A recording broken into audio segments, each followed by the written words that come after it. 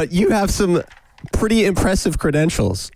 You have a PhD in math and science, a BS in biology from the University of California. You have an MA in curriculum and instruction. So you know a whole bunch of stuff, and you know how to communicate it well, which is one thing I feel like probably a lot of intelligent or educated people tend to struggle with, that side of things, where it's like you can get funneled into this like really deep jargony place of like knowing how to talk about something very technically, but when you try to explain it, a lot of people aren't good teachers. But it sounds like you know how to teach.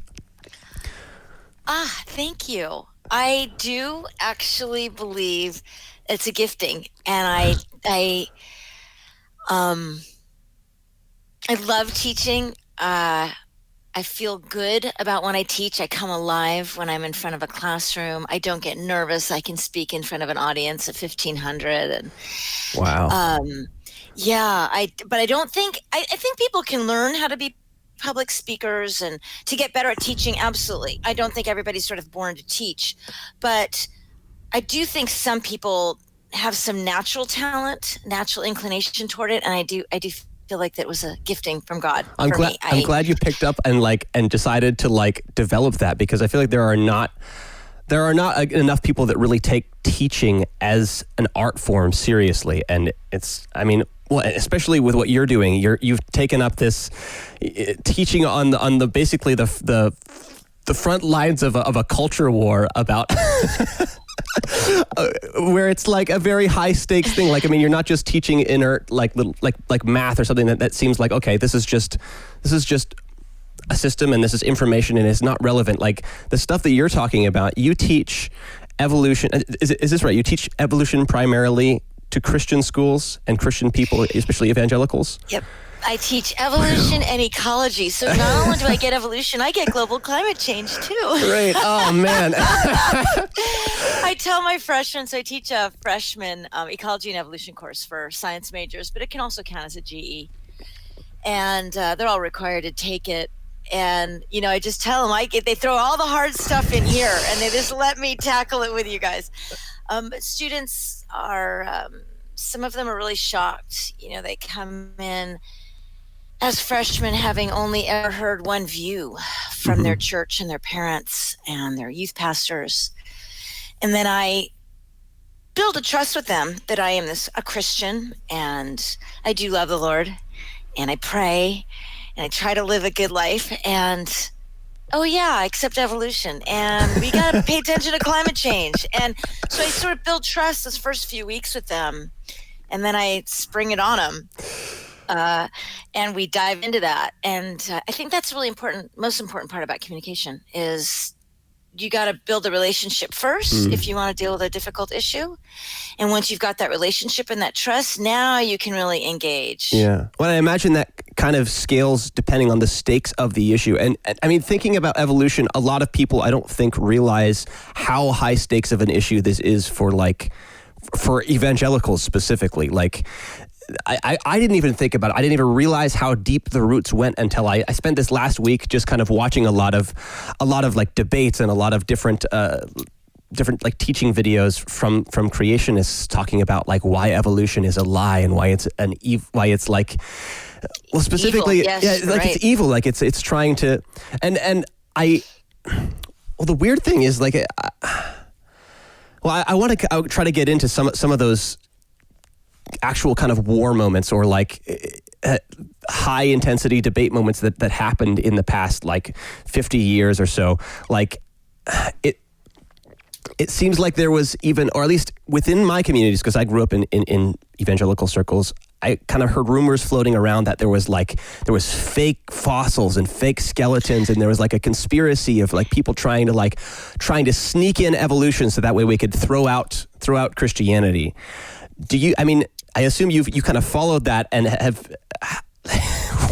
like what was happening there? What's going on? Yes. What's going on is, I hate to use the word, it's so overused right now, but misinformation and fear. A lot of people, I would say almost most, when I sit down with them and try to engage in a conversation about evolution, they're scared of it. They don't want to learn about it. They've been told it's a bad thing. But when you dig in any deeper than that, they have no idea why. Right. And that's unfortunate, because if you're going to hold such a strong position and you're going to judge something so huge as science, or one aspect of science, you should really know why. And the why is oftentimes because they've been told that. And they've been told that if you accept evolution, it means you reject God, or you have to choose between evolution and God or your faith. You have to, or if you start learning about evolution, that's going to slippery slope to atheism, or. And they're all just threats. But then I say, well, why? What is it about evolution that's so bad? Well, we came from apes. Well, there's our first misunderstanding. And then, and even if we do share a common ancestor, which I accept with all life on Earth, why is that a threat? And ultimately, I dig all the way down to a fear that seems to be held inside people, that if I'm related in my far past to some worm, and then some bacteria or archaea or something in the distant past, then I'm less special. Right. Yeah. I want to be like ends up feeding back into the idea of like the image of God. Yep. I want to be created specially by God, put together by God, and if it's any other way, I'm not as special. That tells me that the reason they're rejecting evolution is fear, and a presupposition that we are special because God created us individually. But I don't hold that view. I think we're incredibly special, but we're special for very different reasons. And so I think when they start hearing that, oh, okay. And then it doesn't open a door, but it cracks a hole in the wall. Right. And you can't get there if you don't have relationship first, a communicative relationship, a trust relationship. Yeah. Yeah. Well, I mean, but so it goes back. I mean, I didn't think about this either, but I was watching, I forget, I found this guy on YouTube. I don't remember his name. I watched a couple of his videos though. And for him, and I think this is a pretty common concern, is that believing in evolution, that seems to confuse a little bit of how you have to read Genesis then, because Genesis, a normal reading of it, like a modern reading of it, seems to communicate that, okay, there's a much different story about creation that happened, and it doesn't seem to, or at least it's not easy to line that up with evolution. I from my perspective now, see some interesting parallels as I begin to learn a little bit more about the theories that we have about our distant past, and seeing this kind of ancient cosmology melding in. But it's for some people, it's frustrating because they don't believe that God would give them a Bible that's difficult to understand. Like, it comes down to the intelligibility of Scripture, or the simplicity of Scripture. Like, God wouldn't try to confuse us with a complex text. And I saw somebody even arguing that, like, it related back to, I mean, I didn't realize how deeply Protestant it is to want to believe in or to reject evolution, because and to want to hold to the simplicity of Scripture, because that idea of Scripture being a mysterious thing that needs to be interpreted by somebody who's educated or like above you, or who has like spiritual knowledge, that was part of the reason that the Reformers left the Catholic Church, is because they didn't want to have somebody above them who said, well, actually, you can't understand this. This is a very complex text, and you need to rely on us to do it. And obviously, you can use that to abuse people. You can use that to confuse them, and you can use that to use your power over people to manipulate them. So I can even see why the concern is there and why the fear is there. You said something. It's somebody's arguing that God wouldn't have, the Bible wouldn't be complex text, and I bristle a little at that, only because how many times did Jesus give a parable? Right. And then the disciples are like, huh? So then he gives another parable, and they don't understand that one either, huh? Right. I mean, we have these examples, and when I read these parables, they're just not that clear to me. Right. And, some of them are, but we just have these examples of aspects of the text and Jesus not making things just so crystal clear, but really broad and being able to apply to a lot of things. Right. And that should be what we're using as sort of our guide. And then I also think, okay, if it's so clear and there's a one way to read it, then what do you do with Genesis 1 and Genesis 2? They don't align. And if you don't believe me, just sit down and start writing down the order of events in Genesis 1 and the order of events in Genesis 2. And they don't align. So now, which one's right? Did God not know? Did God get confused? None of that is acceptable to me. Of course, God is not confused about anything. So my interpretations, my readings, the people putting the Bible together obviously had reasons for doing things in particular ways. So even a day, day 7, or day 5 to day 6. Let's just take that. Okay, well, it's a day on Earth, but we have a whole universe that God created. And a day is not 24 hours on another planet, even in our solar system. So what are you going to do with a day? Okay, well, then people start saying, well, like it says in Peter, a day is 1,000 years. Okay, so now we're getting a little metaphorical with what a day means. Why just 1,000? Do you want to say exactly 1,000, or was Peter just saying it's like 1,000? A lot of years, Right. So all of a sudden, you can press in here, you press in there. If you want to take a normal reading of the Bible, which means literal, if that's what they mean by, a normal reading, or what do we do about this? Oh, why can't I think of the word dome that's over the earth? What's it called? The firmament. Yeah, you got it. The firmament. Yeah. Okay. Well, it's funny. We don't ever use that word for anything, so why would we remember it? What does it even mean? Exactly. You got to do quite a bit of gymnastics to try to explain a firmament, because we don't actually have a bowl up there holding up the water from above the sky. Right. But that was the meaning. So all of these for me are just examples of, I don't believe that the Bible is intended to be a scientific text. And because if it is meant to be that, it's not very reliable. And Genesis 1 and 2 are an example of the inconsistencies there. So what really is it about? Well, if I'm trying to make it be a scientific test and it's not, then I have to step back and say, so what is it trying to tell me? Right. What is Genesis trying to tell me? And when we do that and we think, who's it written for? Why is it written in this particular way? The story is so beautiful. Yeah. Of these people who had all these gods, and these gods were bad. But Israeli God is one God, and is an all-powerful God. And this God creates, and the things are good. Humans aren't a mistake or an accident or a bad creation like in these other gods and these other stories. But it's good. It gets a beautiful view of what the first several books in Genesis are about. And we lose that because we're trying to make an explanation for a firmament and make Genesis 1 and 2 align somehow with some gymnastics going on. And I'd rather really try to understand what the point of that writing is for and what it's supposed to mean to the people who read it. Yeah.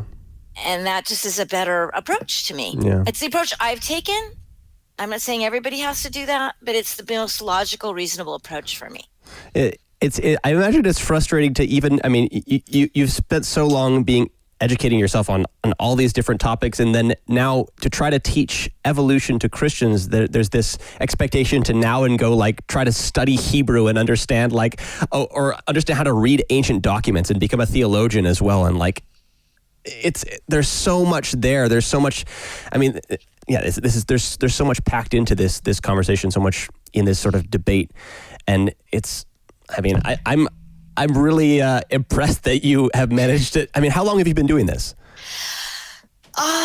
So I became atheist. I don't know how much of my background you know, but when I was in college, I became atheist. Okay. And then found myself in Japan after a year or two after I graduated, and was just lonely and ended up reading the Bible and came back to Christ and came back home. And now it's 1990 and hiding my science background from everybody at church and hiding my Christian faith from everybody at work because they're not compatible in the 90s. So it was a lot of hiding and a lot of trying to figure it out myself. And this is going to be before the internet, and you couldn't do Google searches, and people were writing books about evolution of faith and that biblical scholars and theologians doing that work, but they weren't accessible books to me. So I just sort of did a lot of that work on my own and came up with a theology, and it was, but it was something I could, live with in the 90s that was consistent and coherent. Then some books started coming out. 1999, Four Views book, and then in I think 2001, Daryl Falk's Coming to Peace with Science, and I read these. I'm like, oh, wow, there's some theology, there's biology, there's people who know what they're talking about with biblical studies and theologians saying things that, corrected my own theology a little bit, which was very needed. And so, but I wasn't willing to talk to people about it. So now it's 2001, 2002. I'm still a little shy about digging into I like to get along with people. I don't want to argue. I don't want to fight. I don't want to debate. Debate's awful. So it was very quiet. Ended up, my PhD, and I ended up getting a job at a university. And my second year there, they said, we'd like you to teach the ecology and evolution course. Second year. I know a lot about it. I've been reading about this for 15 years or, whatever, almost. But okay, I'm going to try. And so it sort of dove in. And then I was invited in 2015 to do a TEDx talk. And I did it on evolution and faith. And I couldn't believe, I never wanted to talk about this issue. I never wanted to confront it. In fact, I'm going to tell you, in the 1990s, I taught high school for 9 years. Yeah. And you teach in biology, there's all these units, right? Cell bio and molecular bio, your genetics, your ecology, right? And so what I did is I took the evolution unit and I put it all the way at the end of the school year because you'd run out of time. So, you might have it the last week of school before finals and parents weren't really paying attention, neither were the kids. And you could just fit in a few things and be done because I wanted to avoid the controversy. Right. And next thing I know, that was the 90s. Yeah. 2015, 2016, 2017, 2018, I'm invited to speak at churches and Christian universities about evolution faith. I think, how did I get here? But, things just sort of fall into place, and all of a sudden you start talking about it, and I don't want to argue about it. If somebody wants to hold their view, they can. Yeah. How did you avoid? As soon as you start talking about this topic, I even just yesterday was trying to just bring it up. I was like, hey, I'm gonna talk to somebody who teaches evolution to evangelicals tomorrow. Do you have any questions? And it was like the conversation went from 0 to 100 in like 2 seconds because it's like, to me, it just seems like, okay, it's partially the generation I'm in, partially the peers I'm surrounded by. It feels like it's an interesting topic, but it's not a high stakes topic because for me, it doesn't deeply conflict with my faith, but there's so many people for which it does. And again, I didn't find exactly, I think maybe I wrote it down. I was trying to understand from my dad exactly why it felt so deeply like scary or so intense to talk about this for him. And maybe we can come back to that in a second, but I wanted to ask how have you managed to prevent these conversations from escalating quickly into a debate, especially, you said you don't like debates. How do you prevent it from turning into a debate? Debates are quite useless because I'm holding my point and I'm not going to change, and you're holding your point and you're not going to change. So why are we talking? Yeah. But conversation is very different. I don't ever bring it up to somebody, but it'll come up. What do you teach? What do you do? I teach. Oh, what level do you teach? I teach college. Oh, what do you teach in college? Biology. Oh, what biology classes, right? And next thing you know, you're like, I teach ecology and evolution. You're at Point Loma. Oh, do you refute evolution? Well, actually, no. I teach scientific evolution because that's what I accept. Boom, you're in that conversation, right? I try to avoid it, and then boom, I'm there. Person goes off, like whomever you were talking with yesterday, they go off on their little thing, and I just let them do their little spiral out of control thing. And I just listen and I go, and I ask some questions and, well, why do you think that? Or how did you hear that? And then if it could just end, I just let it end. Because the reality is that person is not really interested in engaging in this conversation. Right. They want to vent. So you kind of gauge it out a little bit. Angst, and they're done. But what has been fascinating to me is lots of times that person will come back a week later, a month later, a year later. I've been thinking about that conversation we had. Right. And you heard me, but you didn't seem to agree. How is it that you can still be a Christian and accept evolution. Like all of a sudden they start asking questions, and now when that happens, now we can engage in dialogue. Right. And we can talk about the different views and the different presuppositions. Where does one prioritize the Bible and the reading of the Bible and the influence of the history and the people it was written to and the context and those kinds of things? And so we can engage in that kind of conversation. But it's most of the time, if it's just, I would call it a person on the street, I just don't talk about it. Yeah. I just say, yeah, I hear your view. I understand how you can have that view. That's not the view I have, but I get it. Yeah. I feel like even just being willing to listen to it and not fire back with the same level of intensity, that affects people a lot too, and lets them know that you're somebody that's sort of safe to have a conversation with. Yeah. And what I've also come to learn is that I'm an anomaly for a lot of these people that are really scared of evolution, because they've never heard of somebody like me. Right. Well, so many people have this kind of slippery slope theory that, like, if you start pulling that thread, the whole thing's going to fall apart. Which, I mean, from one sense, is kind of a scary idea that your belief in your faith is that if you actually examine it, it will entirely fall apart. That's horrible. You don't actually then even have a good theology at all, right? But I mean, I personally can attest to the fact that when I first started asking these questions was in like Bible college. That is sort of more or less what happened for me, and I think that is the experience of some people, is that when you begin to examine your faith, a lot of it does fall apart because faith is complicated, and whenever you want to kind of have a whole overarching, enveloping view on everything, there's a very high chance that there's a lot in there that's going to be dead weight, and that you're going to have to, you partially just have to accept that believing anything, you're not going to be entirely right. You might only be 60% right, and sometimes that has to be good enough. But then if you want to go start investigating that, you're going to find out that there are some big parts of what you believe that are not right, and that's going to take time to work through. Yeah, I think that's exactly it. People are afraid of the doubt. Anybody that tells me they've got all the answers, they've got all figured out, I think, oh, I'm so sorry. I'll pray for you, because you're going to have a really hard time in your future. I don't know when it's going to come or what's going to cause it, but something's going to happen. But I rather appreciate when people are like, well, I don't know what to do about this, or I don't know what to do about the hard questions. Reconciliation of what Genesis says with what science says, or why is it, if God's so loving, how can it's this little baby at my work, this colleague at my work, her little 3-year-old baby just died, and you think, how can God allow that to happen? That's such a sweet innocent child, right? And horrible, the pandemic, for goodness sakes, right? Yeah. So these are really hard questions to try to make sense of and come to answers with, and you can have that I want to call it, I don't want to be insulting, but cheap little answer of, oh, God caused the pandemic. Right. Then how is God love? That doesn't reconcile for me, right? So I can't have God causing bad things and then say God is love and God is good and, and God loves us. And, so what do you do with that inconsistency? Oh, and then you become atheist because you can't deal with that inconsistency. Well, right.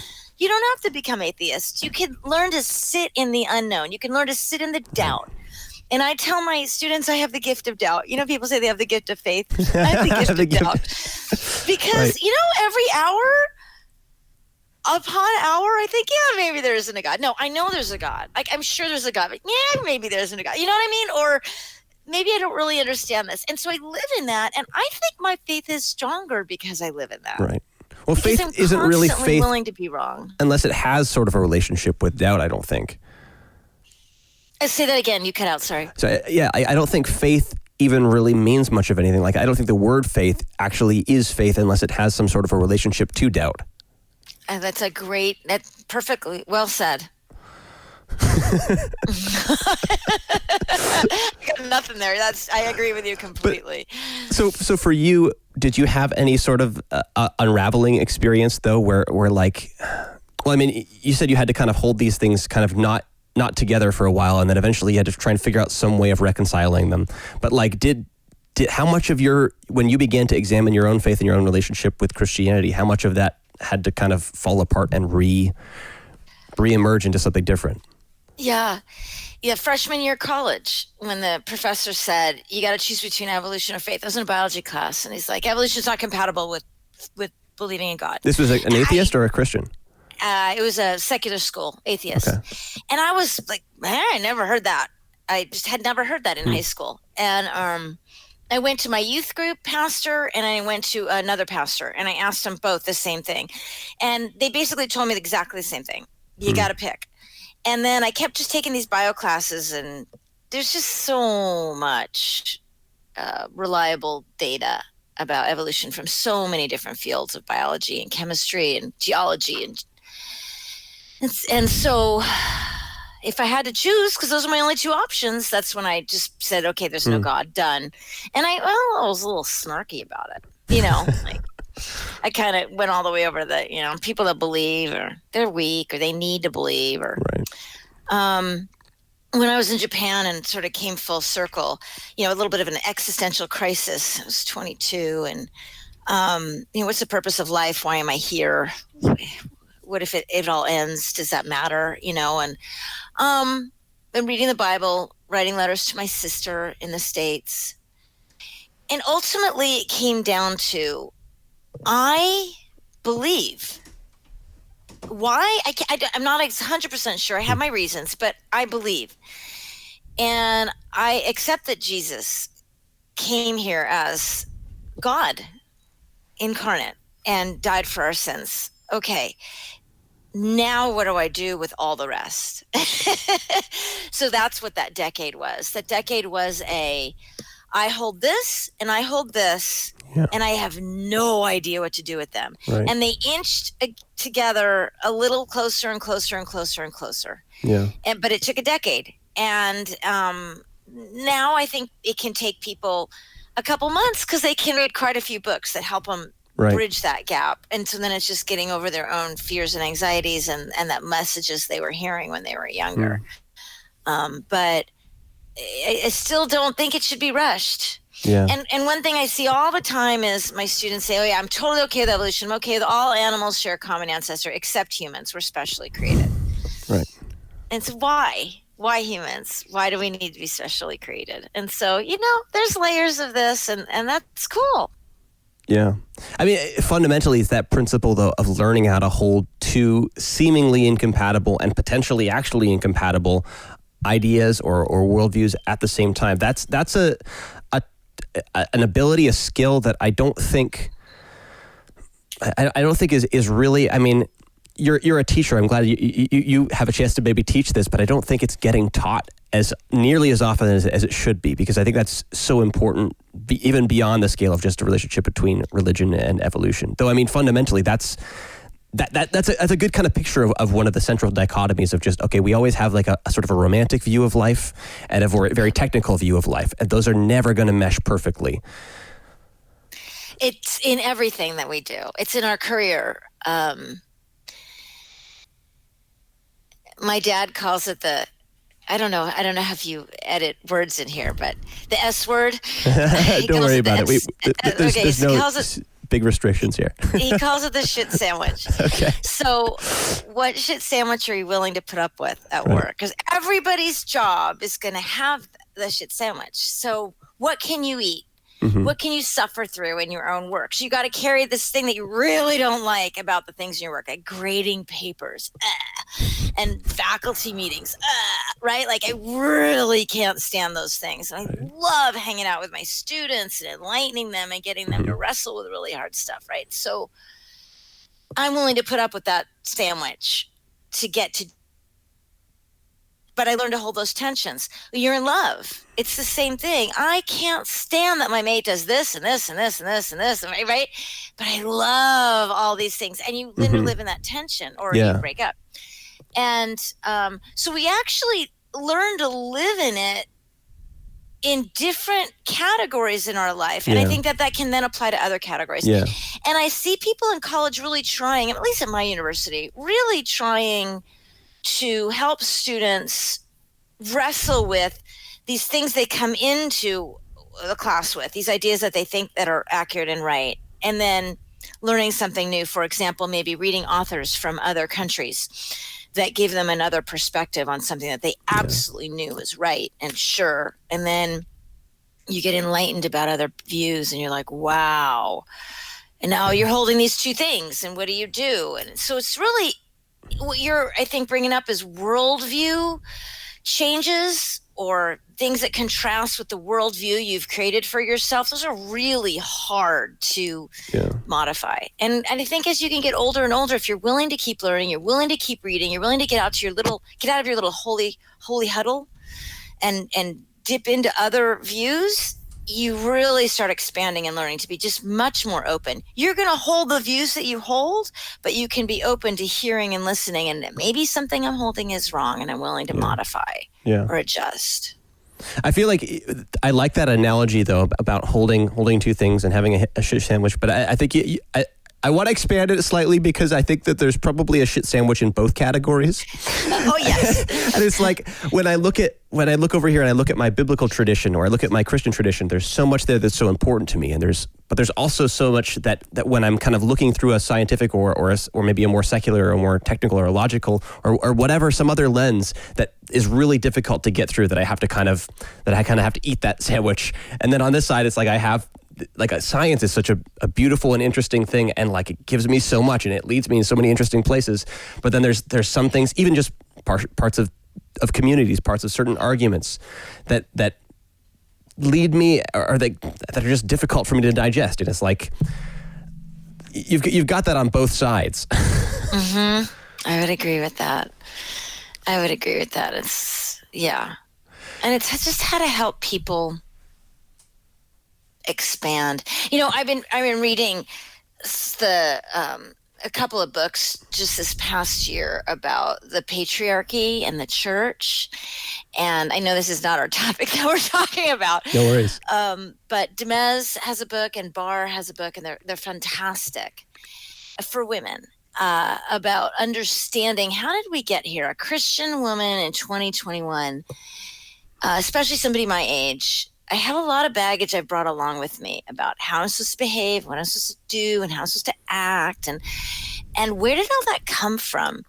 And one of the most enlightening things, I should have known this, but I didn't, is when I was in the I want to say more conservative church circles for 25 years, we were exposed to particular books from Christian book sellers. I think that was called Christian book dealers, CBD. Isn't CBD something with pot, I think? I'm not sure. Yeah, I think so. Christian book sellers, maybe CBS. I can't remember. But they only carried particular kinds of books that ascribed a particular worldview. And so I was only exposed to this. So when I was trying to understand what does it mean to be a Christian woman, a Christian mom, a Christian wife, I'm only exposed to this view because that's all we were reading, talking about in the small women's groups and the small group studies, like that's all I know. And the books, I'm an author on a book already, one of them, and then I'm an author of a book that's being written right now. Okay. Neither one of them would be held by this book dealer, because it's outside. It's books about evolution of faith or ecology and faith, and none of them would be okay in that group. So what's really interesting to me is I'm outside of what I used to be living in, and I wish that the people that are inside this group could read some of these outside books and not be scared to read them. I mean, example would be, I've had students tell me, oh, I'm not allowed to read Rob Bell. Yeah. Like, what do you mean you're not allowed to read Rob Bell? Well, I'm not allowed to read Rob Bell. Like, my parents don't read Rob Bell. I'm like, that's the first book, I'm probably going to get in trouble for saying this, that you should get out there and read to figure out, why is everyone so scared of Rob Bell? What do you think of Rob Bell? Right. And do you think those ideas are intriguing? Justification for liking or not liking Rob Bell. Mm-hmm. And so that's, I guess, a different perspective, maybe because I'm an educator, maybe because I've been going to school my entire life and never finished or never stopped going. But I think as soon as you're not supposed to read something, you should. One last thing. I had these books. I still have them. They're downstairs. I had them when my kids were little. One is Islam. One is Judaism. One is Christianity. One is, I think, Buddhism. I can't remember. There's 5 of them. This is a little series of books. And I remember somebody from my church coming over, and they looked at those books up on the shelf. They're pretty books, so that's why I have them out. They're always decorative, and I read them all. And the person said, I don't understand why you can have those out. And I said, because we should know about what all these religions are saying, and well, you should make sure your kids don't read them. And I'm like, I highly encourage my kids to read them. I think my kids should read them because I think my kids should know what they believe and why they believe it. And I'm a believer. I'm a Christian because it is a most beautiful story of faith. We don't have to work for it. We are loved. We are forgiven. That is spectacular. That doesn't make any sense if that's going to be a faith in contrast to this other faith. All the other ones, we have to do work and do good, and there's constant punishment, and you know what I mean? I could have things wrong, but my point being, this one is just a gift. It's just a gift that we get to have. And I think, okay, if I'm going to believe in something, that one sounds right to me. Now let me understand that one more and better, than trying to figure out good theology, good biblical studies, and that kind of thing. No, it's interesting because, well, this topic you're talking about of exposing yourself to new ideas is one that I've been that's kind of more or less what this whole project is about for me. And one of the things I'm kind of running into though is that I'm reminded a lot of times of, I had this one conversation with my roommate in college where he had this perspective that he was very, very careful about what he would talk about with who. Not for his own, he was afraid of talking about things. He was afraid of it because he didn't want to cause somebody to kind of begin to have to digest something in their faith that was sort of too much for them. And I'm still kind of confused about how to integrate that kind of thinking, because I initially just kind of brushed him off. I was like, why would you not want to talk about something? Everybody should just think about everything personally and just kind of process it. But for one thing, I'm realizing with my own experience, and you talked about it, it was a 10-year process of trying to figure out how, it's a big project a lot of times to figure out how to square different circles and try to take, highly different worldviews and try to make them mesh in some way and try to work out some cognitive dissonance, or even not work it out, but just hold that takes a lot of patience, a lot of character. And I don't know. What part of me wonders, I don't know how much I can expect of people personally to and I don't want to look down on people and say, oh, you just can't handle the truth. I'm even looking at my own life and wondering, do I have a limit of how much I should stretch myself out into different worldviews? Is there such a thing as too much, and how do I kind of straddle that line? Yeah, it's a really good point. I have completely run into that same exact thing. I think, well, why doesn't everybody want to spend 10 years digging into evolution and faith? This is a big deal, and I quickly there's a lot of big deals out there. That's exactly it. And that one, it takes a lot of work and time. And to be honest with you, not everybody thinks like we do. I can hear in the things that you say have a very philosophical perspective. You'd be a great philosopher. You like digging in, thinking deeply about things, comparing and contrasting. And a lot of people just don't have that. They just live a little less deep. And a lot of people want answers. Just tell me what to believe, and then I'll go with that. There are things I've tried to notice in my own life that I don't want to dig into. So my fiance is huge into reforming police and the structure of policing, and reading books and writing letters to the paper and trying to get on the, and I'm super passionate about doing things differently to try to better our society. And I ask him questions, and I'm like, just give me the short answers, because I'll probably agree with you. And, because to be honest with you, I don't want to spend a lot of time digging into that one. And I think it's super important. Yeah. I think it's an important issue, but I'm going to kind of trust or go along with somebody who's done a lot of the reading and the thinking about it, as opposed to spending my time on that, because I'm not passionate about that. So what I've come to realize is people have their things. Whatever their things are, they got a couple of things, maybe 3, that they're going to dig in and dive into and follow through on, and everything else is going to be periphery. Then they're going to maybe go with authority on the other things, because we all pay attention to authority on lots of things. So I got to let it go that people don't really care about evolution faith or climate change. A little different, because I think that's going to affect the health and well-being of every single person on Earth. So I think we all need to kind of dive into some of those things. And you could probably say the same thing about policing. So maybe I just caught myself being a hypocrite right there. But, well, I mean, I think but you're revealing there's a real deep tension there, because there's so much available. Any topic you can think of, and there's so many important ones, depending on where your attention, where it runs off to, what sort of problem presents itself to you. And I think that's probably something to pay attention to too, is that there are problems that you kind of are maybe cut out more to be able to engage with and to be able to solve. And maybe you should follow those rabbit holes. But partially I'm trying to begin to have a bit more patience with, partly I'm interested that do you still identify as an evangelical Christian? Do you have a more broad term? Do you like to call yourself, just a Christian in general? I'm scared of the word evangelical in the last 4 years, yeah. 4.5 years, because it actually represents a particular group of people that think one way and vote one way. Right. And evangelical, it got taken. The word got stolen. And evangelical is, I like the more traditional perspective of evangelical, that I have a view of the Bible as inspired word of God,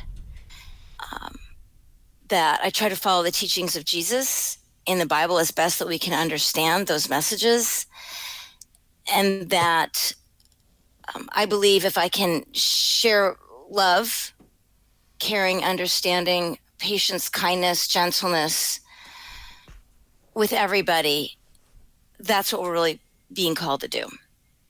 And so if you want to call this evangelical, I'll take it. Right now, I think it's a Christ follower is a better representation, or progressive evangelical.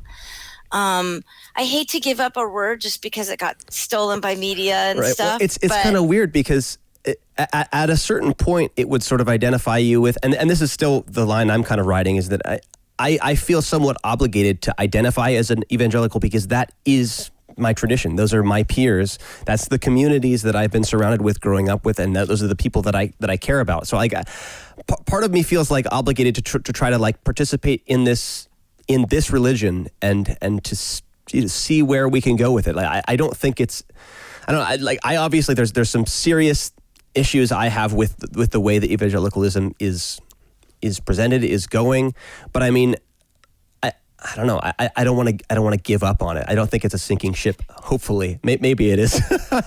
I know. I agree with you.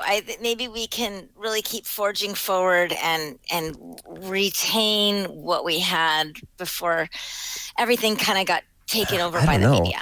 But it's in order to do that, though, you have to become really, really patient, I think, with your peers, and I think you have to kind of, just like we were just talking about a second ago. It's I don't think I can really expect all of my evangelical peers to just to go through this journey thinking about evolution. It may eventually come up for them. It may become something that they'll have to have a more nuanced position on. But I think that's fundamentally the difference. Is it's either a simple position or a nuanced one.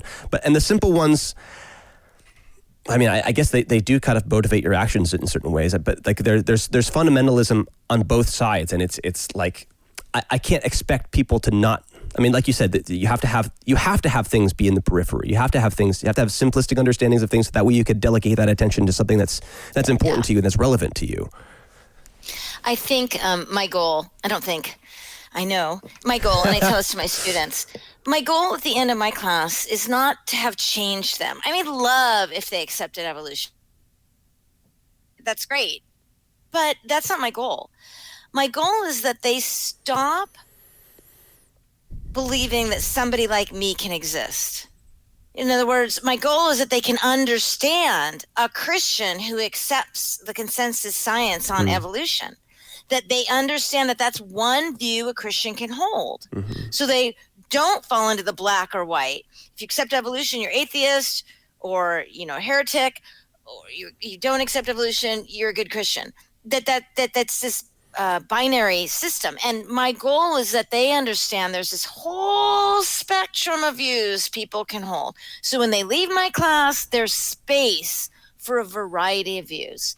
That's my goal. And if I've accomplished that, I've succeeded. And some of the research on helping people with controversial issues, psychology research, any controversial issue, is to provide role models so that they can understand that somebody in their in-group holds a different view than them. Well, I'm in their in-group. If I can build trust that they see me as a Christian, a real Christian, and what's real versus fake, I don't know, but that they can trust that I actually truly love the Lord with my heart and my soul and my mind and my strength. Yet I hold a different view than them. I'm a role model. And so they say that there's a huge power of exposing students to role models of people in their in-group that hold different views than they hold. And so that's one piece that I can contribute at a Christian school that I think can help students.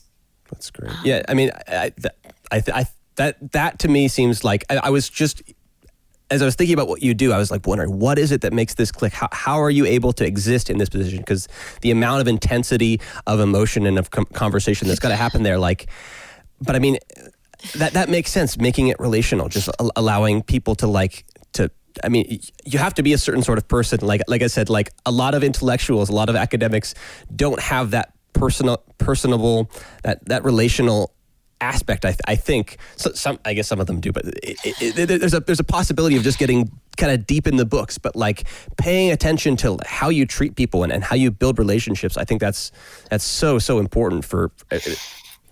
Yeah, I think what you're saying, a lot of people have built up their little stage, metaphor, and they've spent a long time building up that little stage, and they stand on that little stage and they've got their thing. And they're telling people about whatever it is. And to get off of that and allow, to step down off that little stage and allow other views is really hard because you spent all your time on this. It's not fake. I really would love everybody to leave my class accepting evolution. I really would. and I do get sad when my seniors write their senior essays, and they write about evolution and they say at the end, accept humans. Accept all evolution's all good, except human. And it hurts a little bit, but I think, hey, I made progress. Yeah. Right. And maybe in 10 more years as a biologist, as a person working in the field, they'll have arrived. And so if we maybe academia, maybe my colleagues, maybe anybody that like you that's in a church environment where you're just trying to have a positive impact and opening minds, maybe we just see ourselves as one little stepping stone across a really wide river that has really fast water rushing by, and we're just one stepping stone. And our job is just to be one stepping stone. We don't have to get them across the river. Right. We just get to be that. And that stepping stone can't be full of spikes and be wobbly. And you know what I mean? Like, it just needs to be a nice, smooth, soft, solid stepping stone. Right. And then leave the rest for the rest of their life. Yeah. There's such a radical difference between there's a sort of comfort in feeling like you get to just kind of grab people and put them where they're supposed to go, as opposed to this humility of participation where you're just like, I think that's a beautiful picture of just like, you have to lay yourself down so that way ultimately, I mean, if you believe in God, you believe that God could use you as sort of a stepping stone to bring people somewhere, and you don't get to decide where they're going. You have to participate in something that's bigger than yourself. Yeah. That's my goal or my hope. I fail at things a lot, but that's okay. You dive back in, you keep trying. Great. Well, do we have a couple more minutes here? Sure.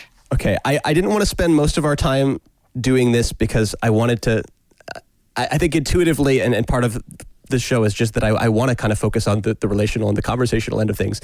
And I don't know that what we could do right here. And I wanted to see if maybe you could just kind of rocket answer, like rapid fire. That's the word I'm looking for. Rapid fire. answer a couple of questions. I wrote down some of the concerns, but I don't feel like maybe this will land for some people. Maybe I think this just might be interesting. But I wanted to spend some time just hearing you out first. But if we can spend a few minutes doing this, I think this might be fun. Well, okay. One of the things, and I was going to bring this up earlier. Did you follow down any of these conspiracy rabbit holes about planting pig teeth in to make like fake human transitional bones or anything like that? Did you follow any of those conspiracies? Is there any merit to any of that? Were there people that were so desperate to get creationists off their back that they were trying to like make fake skeletons and stuff like this? There's always going to be people trying to do this. That unfortunately for the lay audience of science makes them think that all the data, or gives an excuse, all the data can be discounted. But the way science works is you study something, you have your observations, you make your conclusions, you write about it, you submit it, and the journal sends it to this team of scientists in your specialty, and they critique the crud out of it, and you get this back, and they're like, your paper sucks because it doesn't do this and doesn't do that, and then you modify, and then you send it back to them, and then they might say this still sucks, or okay, it's a little bit better, but you probably shouldn't publish it anyway, and so eventually it gets published. So, and then it becomes one piece of data in the big compilement of data we have out there. And I think a lot of people just don't understand how science really works. Somebody can't just say something and then it gets published and now it becomes real. Like, it is just not how science works. And now with the internet, anyone can say anything they want, and then you say, oh, there it is on the internet. Oh, that makes it true. Well, it doesn't. And so if people really understood science a little bit better, they would realize that those kinds of data would have to go through, radiometric dating testing, peer review, all kinds of other things. And even if one snuck through, it's going to be many others trying to reproduce that can't reproduce it, that makes it all fall apart. So, can I give you a quick example? One of the things people say to counteract global climate change and the problem with glaciers is they say, well, and they'll name these 3 glaciers. These ones are getting bigger. These glaciers are growing. And I'm like, heck yeah, you're right. You know your science. Those 3 glaciers are growing. So when I line up these 100 glaciers, 97 of them are shrinking by a minimum of 10%. 3 are growing. And we would expect that with climate change, because some climates will get colder, other climates will get warmer, but overall as an Earth, there's a warming trend and there's a decline in glaciers. But yes, you can find 1 or 2 or 3 that are growing, and we would expect that and we predict that. So there's my example of picking and choosing this little thing and then kind of making that your whole thing when you're talking about something you don't really know about. Right. So you would say it's not very likely that there are people, that there's a conspiracy to try to plant fake data. There is no conspiracy. There are losers out there trying to do bad things. That is not the majority. There are amazing scientists finding legitimate things, and it's extremely challenging, if even possible at all, to have irrefutable fake fossils. So, no. Okay. All right. Well, that's question number 1. Abiogenesis.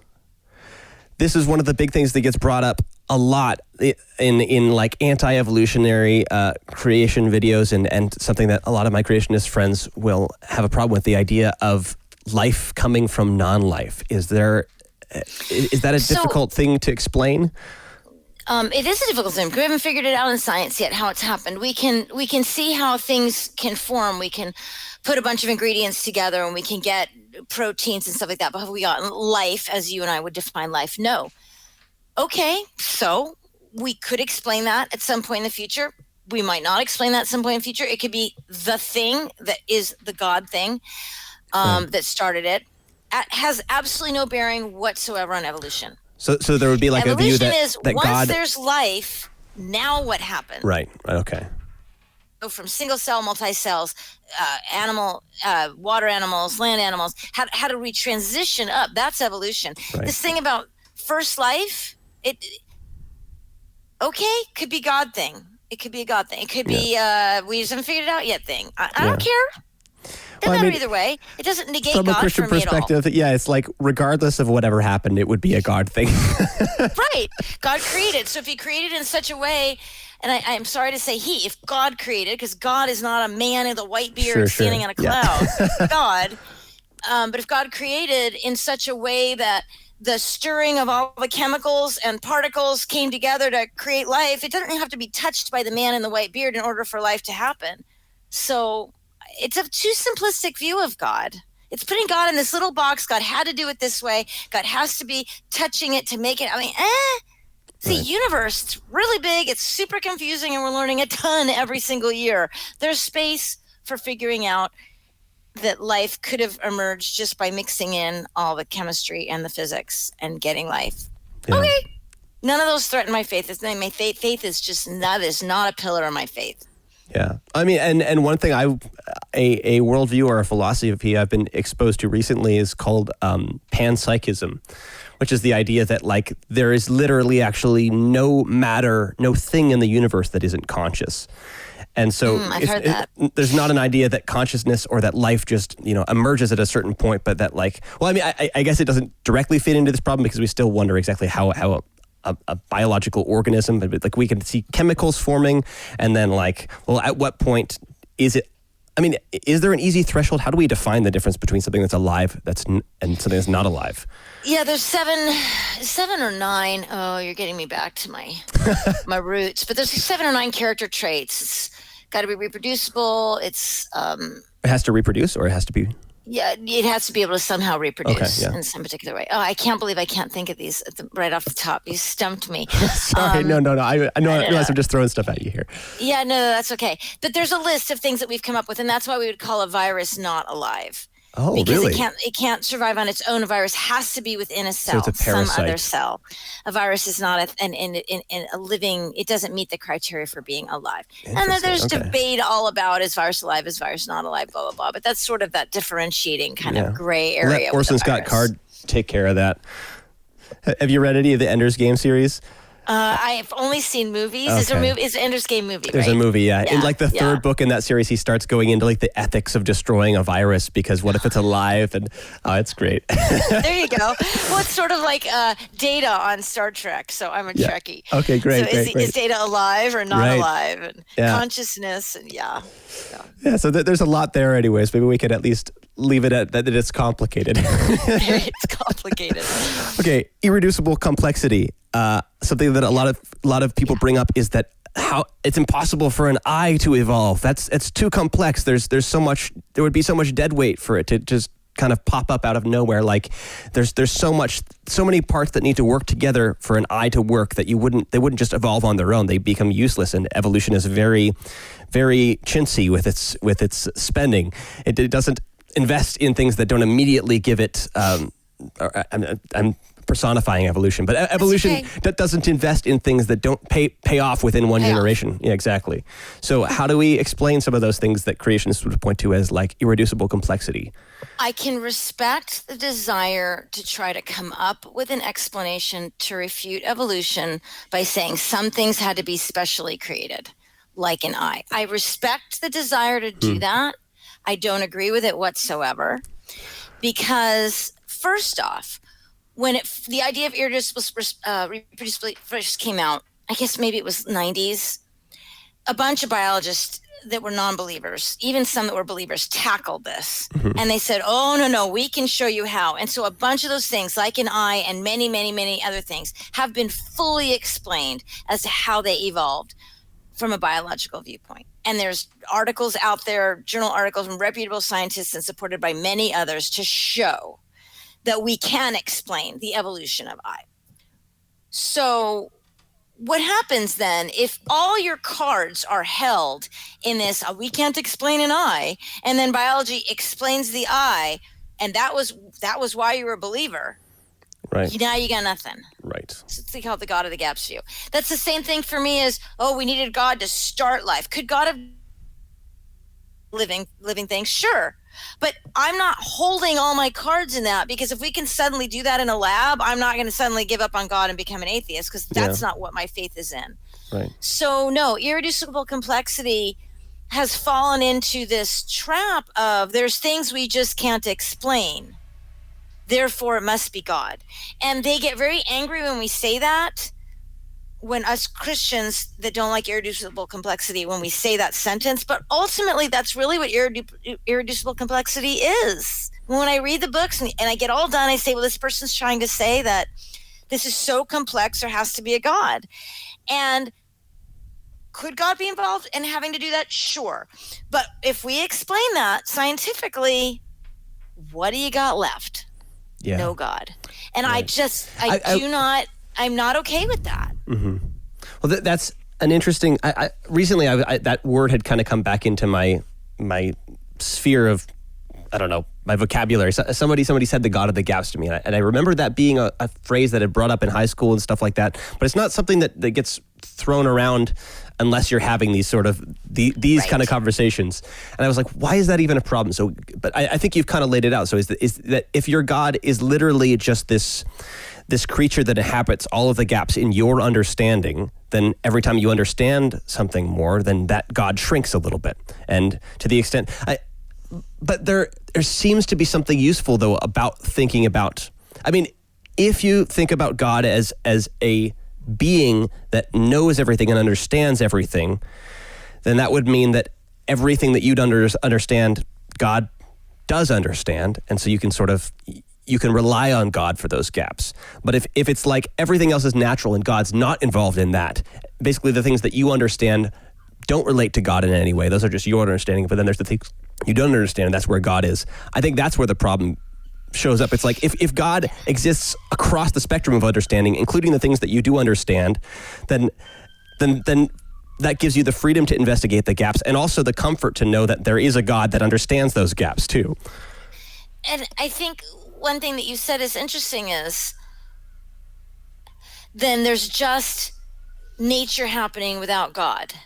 Right. Okay, well, who's the creator? Right. Okay, so, and if there are mechanisms in nature, from evolution to gravity to whatever else, to how atoms and molecules and particles all interact, why is that not of God? Yeah. So when I hear these views, I'm back at the box of, really, you narrow it down, there's this God, okay, maybe he doesn't have a white beard standing on a cloud, but there's this thing and it's pulling the lever. But if God is creator of the universe, and we've got energy and matter and particles and all these things we don't understand, and these are all part of the mechanisms of God's creation, then why would anything that happens in nature on Earth, in our environment, the evolution of land mammals, be not God, just nature? Yeah. There's no such a thing to me. Yeah, that's saying that false God dichotomy. can only be a lever puller and isn't bigger than all of that, right, and part of all of the creation and the way things were originally brought into being. And so it just is a theological issue for me. It's an inconsistency that, oh my God's so big he can do everything and know everything. Oh, but he's so small he has to pull these levers because, nature can outwit God if he doesn't pull these levers. Right. Yeah. It kind of pits God against nature and says that, like, well, sometimes nature does stuff, but then sometimes God does stuff. There's Sorry, I think we're having some internet issues here. Yep, you just cut out again, so try that one more time. I said, start with whatever you were going to say. I said there's a false dichotomy there, and we kind of pit God against nature and say sometimes God's doing things and sometimes nature's doing things, but that they're different things, that like nature is out of God's control. Yeah. God's word and God's world is the way it's often said. We've got the Bible that helps us to try to understand Jesus and Israel, the growth, or I want to say evolution, that's why I get stuck in the word, of Israel over time. And then we've got God's world, which is the universe, which we can study that and try to better understand God. Right. And they give us very, very different views of God. One of God sort of gives us, the Bible gives us sort of this man being type of, and the God of the universe gives us something just really big, can't quite even grapple looks like our connection's holding up now. Let's pretend we just asked that question again. Can you explain a little bit about the fossil record? Can you explain a little bit about these concerns a lot of people, especially creationists, have about not seeing enough transitional fossils, especially for humans? So the first thing I tackle is the word transitional fossil, because people have this perception that you have this original animal, and then there's this transition animal, and then you have the animal we see today. And that's just a very simplistic view. It's not totally accurate. So we like to use intermediate species, because we don't want it to just seem like there was this predetermined transition and we're looking for this one piece. But we're like, can we see species along the way that makes sense when we see beginning and an end? Now, the other problem with that is, if I talk about a long time ago, 50 million years ago, and what that species looked like, and I talk about today and what this species looked like, it isn't as if there was some linear path. It isn't as there's 12 species that will look exactly different, because there are so many modifications and changes that occur, and so many branches that head out in different directions. So instead of dealing with humans, because humans are, there's a lot of baggage that comes along with talking about human evolution fossils, because there's all this wrapped up in the fear, and I want to be special, and humans are specially created. So I'm going to deal with whales. It's a much better example. We have a ton of evidence from many different fields of science, from genetics to geology to isotope ratios and chemistry to fossil record, you name it, that show that whales evolved from four-legged mammals about 50 million years ago. Now, you're thinking, what? Like, some people hear that and they're like, that is the craziest thing I've ever heard. But what we can show is, and what we can explain also with story, and we can explain it with isotope ratios and chemistry, but we can explain that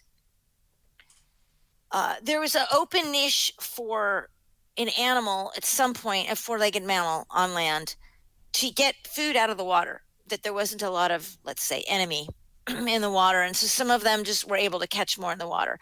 When we look, we found a lot of intermediate species. I can send you an image right now where we see these modifications in physiology that ultimately lead to what we have as a whale today, with this big, long, huge body and this giant, funky head. But when we look at the whale, we actually have a pelvis. We can see that there's these little leg limbs, and we can see we found intermediate species where the little leg limbs stick out of the species, and then we can find longer legs but shorter than the original land mammal, and then we can talk about how the head changes. We can talk about the nose and how the nose is migrated towards the top of the head, and we see this species where the nose is migrating because the whales have it at the top of their head, the spout and the blowhole, and we see this transit. We see all these kinds of transitions happening in intermediate species. Are we going to find every intermediate species along the way? Well, of course not. Fossilization is extremely hard to happen.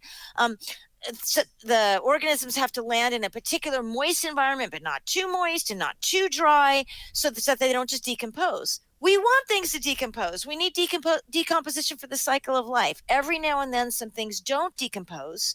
Those are our fossils. Right. What we don't have is, before 50 million years ago, we do not see any giant mammal-like organisms in the fossil record that were in water or that looked anything like a whale. But we have these intermediate species we see from 50 million years ago to today that give us this story. And when we compare that to chemistry, we compare it to geology, we compare it to geography and water movement in areas and stuff like that, we're like, what? It all says the same story.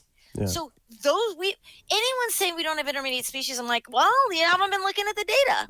I can give you books that show you the data for a particular organism, and there's a ton of intermediate species, and evolution is testable. So we can predict, okay, we've got this looking organism, and now we found a fossil that's 10 million years later, and it's this organism looks like this, and we think that these are, from the same lineage. We would guess that we might find a fossil that has some of these traits, and lo and behold, we find them, and they look like that. And I'm not saying we find them because people plant them. We actually can test them using all of the tools that we have in science to test them, and that they're reliable, and they seem to fit into our story. If we found a whale-looking fossil that was 100 million years old, this would rock the boat. We don't find that. Right. We've never found that. We're not going to find that, in my opinion, Right. because I know how evolution works. Right. And so it's change in organisms over time to fill niches that aren't filled. Right. Because there's food, less enemies. It's deeply economic. Very, very. That's a great word for it. And so, yeah, it's just not a strong argument. It's just not, because there's just a crud load of data out there for all these explanations. And so it's a matter of denying it, not looking at it, not calling it reputable. Can I add one more piece? Yeah, go for it. So I have some friends. I have a chemist and a philosopher. They do research together. And they wrote an article. That's a great combination. It's awesome because he does philosophy science stuff with her. And they wrote this really great article about why you it's not consistent or logical, maybe the word wrong, to reject radiometric dating if you think that chemotherapy works for curing cancer, because the actual mechanism that works for chemo is the same science and mechanisms that we use for radiometric dating. So it's inconsistent to say, oh yeah, I accept it for this situation, but I don't accept it for this situation. Right. So, and we just see a lot of that inconsistency. And so they kind of they wrote an article about that. And you know, I appreciate that kind of information because I don't have time to dig into things like that. And I appreciate being able to use that to say, I'm trying to be as consistent as possible. And yeah, there's gaps and holes in my story, in my theology, in my biology, but it's the most consistent, coherent story I can tell at the moment with the information that we have out there.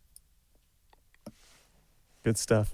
Could you maybe even, after we wrap this up, could you maybe send me some of those links so I can kind of put them in the description so that way people have access to some of these books and articles and data? Absolutely. I feel like there's going to be some people who are like, I'm not going to ignore the data. Give me the data. Let me look at it. I want to give people the opportunity to do that if they want to. Even like the Absolutely. Like there's a really great book, Your Inner Fish by Neil Shubin. There's another book, Belief and Evolution, or Evolution and Belief by Robert Asher. A really dry book. And I think he's just agnostic. He's not a Christian.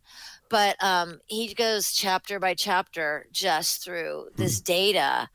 And I read the whole book because I do those kinds of things. And yeah, there's just some great stuff out there. Yeah. But that is the downside of it, is that it is to try to do the work. Yeah, to do the work of science. It's such a slog. It's learning how to interpret data, and that's not something that you can learn how to do unless you really want to learn how to do it, because it costs so much time and so much energy. That's right. So you can either say, all right, I'm going to use my authority as somebody like Scientific American. I think AAAS or National Academy of Sciences or somebody puts that out, a reputable organization that can only publish things that are very close to what the scientific community is consensus on, and read those as sort of your summary take home. This is where science is at the moment. Or you can say, nope, I reject those because they're not biblically based. Well, as we started this by saying, from my perspective, the Bible's not intended to be a science book. So I'm not trying to fit the science into a line with the Bible.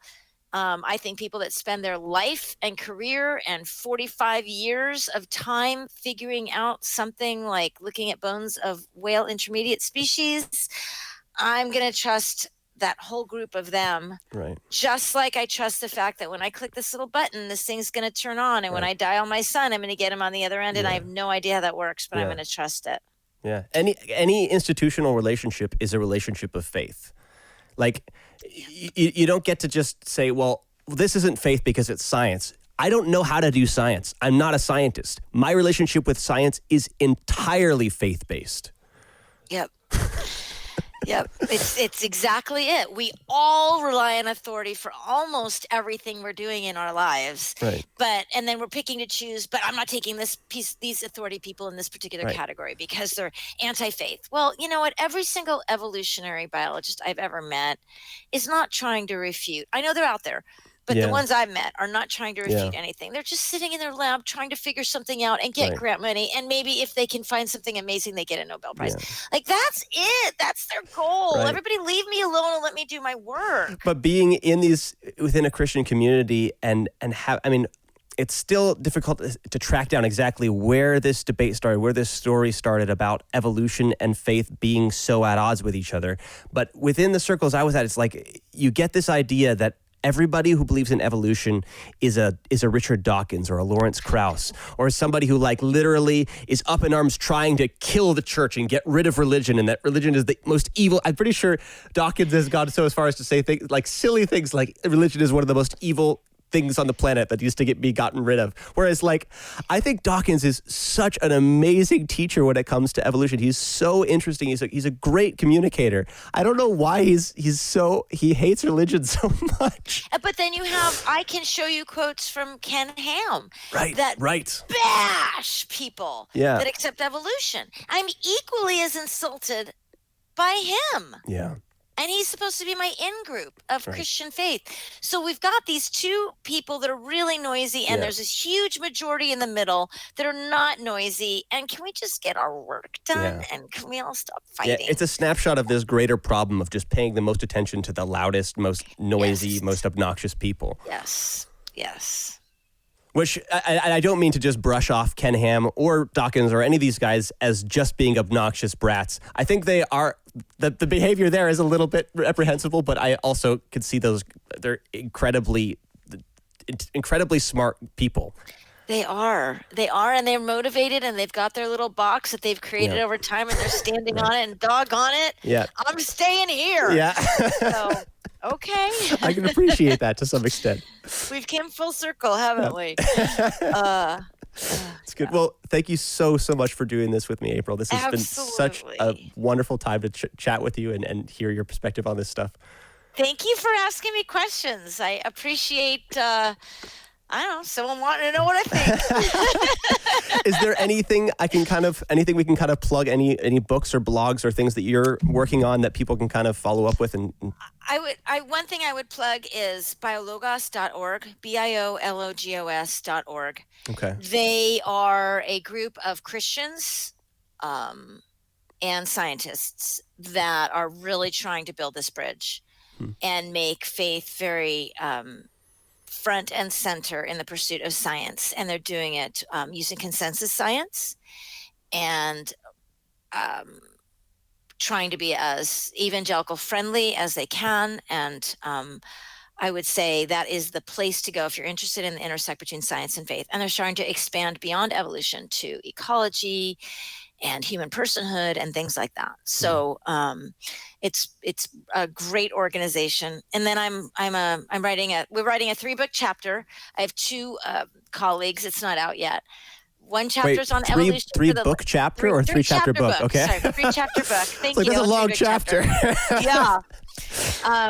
One chapter is on evolution, just 10,000 words, and that's what I'm writing, a very layperson explanation of evolution, the basics, for a Christian audience. Somebody, like I said, my audience is sort of my mom, somebody who's not a scientist. Okay. There's a pastor writing his chapter about how we should, evolution and faith are compatible from a pastoral viewpoint. And then there's a theologian, and he's writing how evolution and faith are compatible from a theology. And our audience is the layperson. We're trying to make it a short enough book. There's just been a real need for that out there. Like, people are like, I want to give something to my mom, but all these books are really long and really big and really dense. And so we're trying to create that, but it's not out yet. But if people Google my name in 6 months, maybe it'll be out. Okay, great. I'll keep an eye out for that and make sure I can repost a link to that. Great. If I can remember, I'll send you a copy, Great. A digital copy or something when it comes out. Okay. Thanks again. Garrett, really nice to meet you. You too. I'm allowed to say Evan, really nice to meet you too.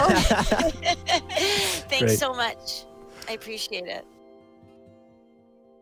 Well, that was interesting. If you enjoyed this conversation, feel free to share it with a friend.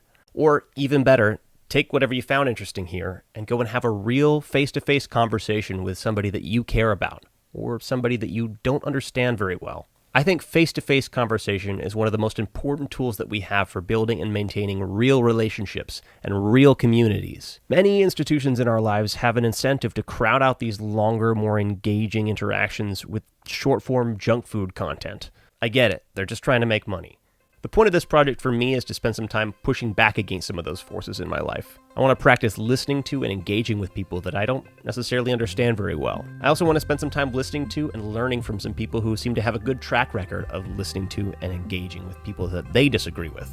If you're interested in working on some of this stuff too, feel free to keep up with this project by subscribing and pressing the little bell thingy that lets YouTube know that you want to keep seeing these videos. I really think that if we can get better at conversation, we might actually change the world. Anyway, thanks again for watching. I'll see you next time.